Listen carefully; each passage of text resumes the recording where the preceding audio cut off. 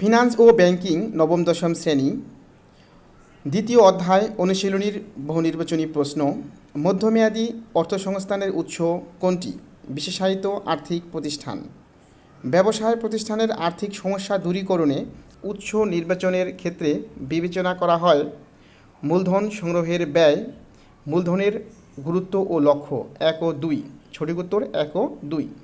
নিচের উদ্দীপকটি পড়ে 3 ও 4 নম্বর প্রশ্নের উত্তর দাও। পোশাক শিল্প ব্যবসায়ী জনাব বজলুর রহমান তার নতুন প্রতিষ্ঠানের জন্য কিছু প্রয়োজনীয় যন্ত্রপাতি 7 বছরের জন্য ভাড়া নিয়েছেন। জনাব বজলুর রহমান তহবিল সংগ্রহের ক্ষেত্রে কোন উৎসের সহায়তা নিয়েছেন? লিজিং। সঠিক উত্তর লিজিং। জনাব বজলুর রহমান তহবিল সংগ্রহের ক্ষেত্রে পরিহার করেছেন সঞ্চিতি তহবিল ব্যবহার, দীর্ঘমেয়াদী ঋণ গ্রহণ, বাধ্যতামূলক সুদ প্রদান। 1, 2, 3। সঠিক উত্তর 1, 2, 3 তিনটি।